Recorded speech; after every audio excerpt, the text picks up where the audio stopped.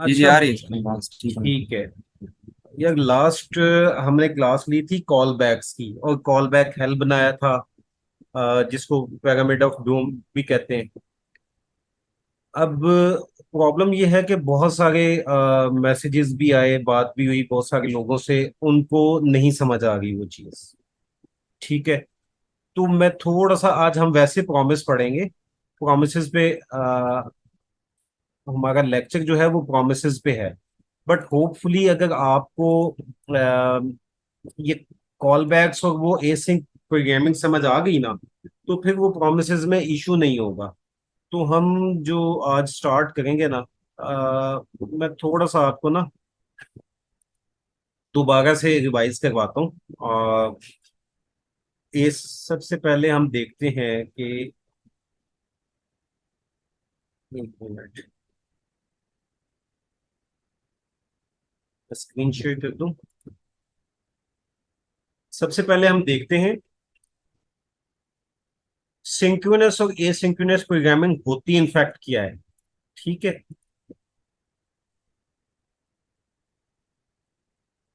अच्छा, एक वही हम एग्जांपल लेते हैं अपनी ब्रेकफास्ट बनाने की। हमने एक ब्रेकफास्ट बनाना है, हमने एग बॉईल करना है, हमने चाय बनानी है, जूस बनाना है हमने, और उसके बाद सर्व कर देना है। ठीक है। ओके सर, वो बस थोड़ा सा मुझे बताना पड़ेगा क्योंकि वो बहुत ज्यादा लोगों को ना वो नहीं क्लियर। लेकिन मैं वो उसकी कोई प्रोग्रामिंग नहीं करूंगा, उनको थोड़ा सा बता दूंगा। तो सिंक्रोनस प्रोग्रामिंग की अगर हम बात करें, और सिंक्रोनस प्रोग्रामिंग में अगर ये हम अपना काम करें तो कैसे होगा वो मैं आपको दिखाता हूँ। मेक ब्रेकफास्ट, एक हम लेट से फंक्शन बना लेते हैं, फिर बॉयल एग का एक टास्क है। सबसे पहले हम क्या करेंगे, कोड लिखेंगे, अपना बॉयल एग का कोड लिख लेंगे। ठीक है।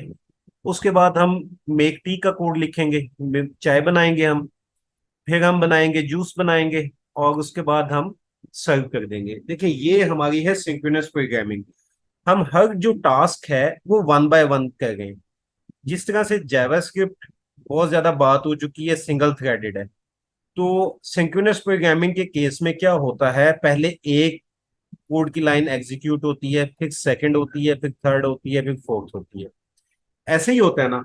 अब अगर मैं इस सारे फंक्शन के ऊपर हम देखें टाइम कितना लग रहा है, तो टोटल टाइम हमारा 13 मिनट्स लग रहा है। ठीक है। अब एक इसमें एक और प्रॉब्लम आता है, ब्लॉकिंग का इश्यू आता है। फॉर एग्जाम्पल, अब ये तो मैंने वैसे एक एग्जांपल दी हुई है ना बॉयल एग की।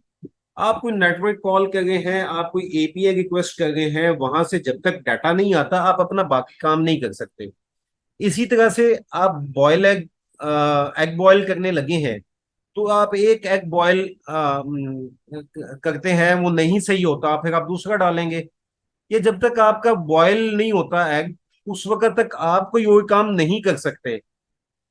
बट रियल लाइफ में ये क्या है, चाहे आपका बॉयल एग से इंडिपेंडेंट काम है, जूस बनाना भी इंडिपेंडेंट काम है, आप ये काम तो पैरेलल में कर सकते हो ना रियल लाइफ में, अगर एक्चुअल में आप उसको करना चाहो।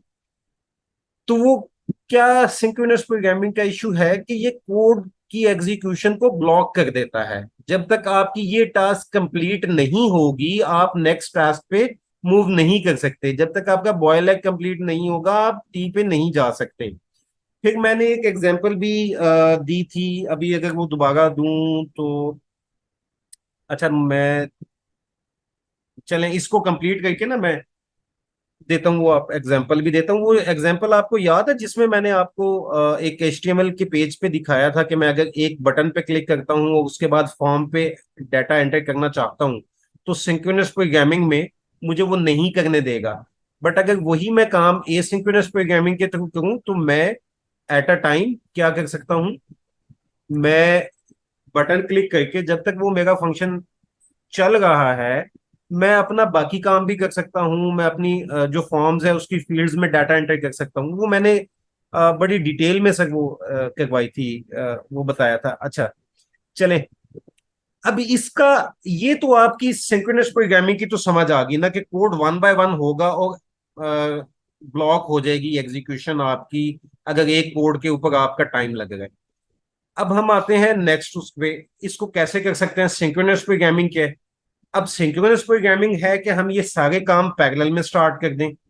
जैसे एग को बॉईल कर लें, पहले बॉईल करें एग को, सॉरी, चूल्हे के ऊपर पानी रखें, उसमें एग डाल दें बॉईल करने के लिए, साथ हम फिर दूसरी साइड पे चाय बनाने के लिए पानी रख दें, और फिर मशीन की तरफ चले जाएं, जूस वाली मशीन पे।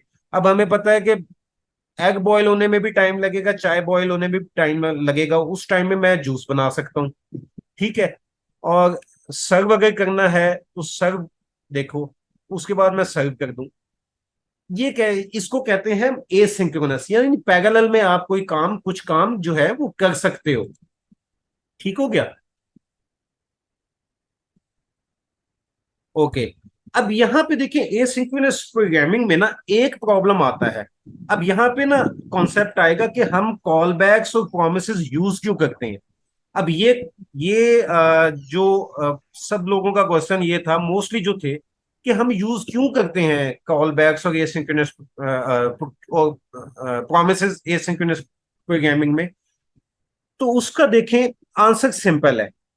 अगर तो मैं ये सारी टास्क पैरेलल में स्टार्ट कर देता हूं, मेरी सर्व की टास्क पे कितना टाइम लगेगा, मुझे जो सर्व वाली टास्क है वो कितना टाइम लगेगा उस पे अगर 1 मिनट लग गया तो सबसे पहले तो मेरी वो कंप्लीट हो जाएगी।